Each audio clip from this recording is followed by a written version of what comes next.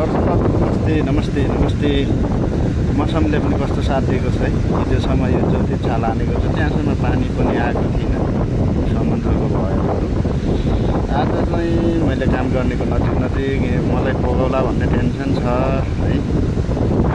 म अहिले काम पनि गरिरहेको छैन, त्यतिकै बसेको छु।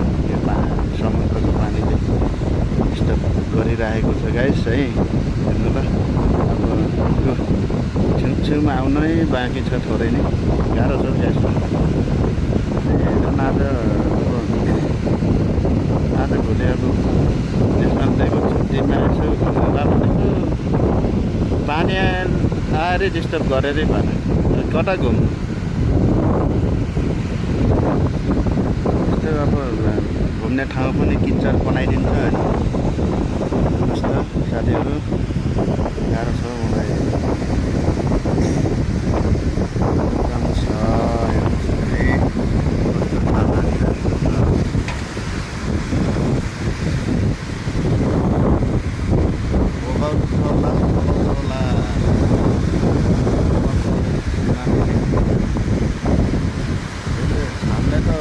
तान्छ होला जानु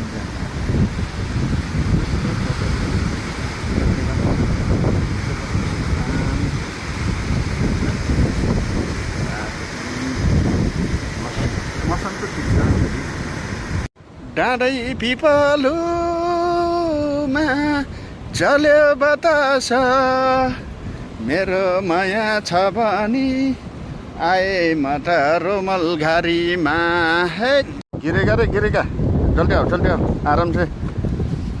यहाँ फेरि काठको पुल छ ग्यास होइन। ए समुद्र नजिकै छ कि, त्यही भएर काठको पुल सामु बनाएको छ होइन। यहाँनिर काठको फ्रेमहरू बनाइएको छ।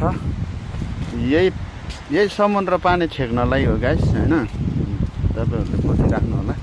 यसमा अब टुप्रो बनाएको छ अनि यो सब वाल बनाएर यसले गर्ने हो। अझ बनाउने बाँकी नै छ है। कस्तो मजा छ के मजा, कस्तो मजा छ। हेर्नुहोस् त गाइस, कस्तो रुखको पातहरू पनि फरररररररर। नेपालमा चैत वैशाखतिर हल्लिन्छ यस्तो होइन।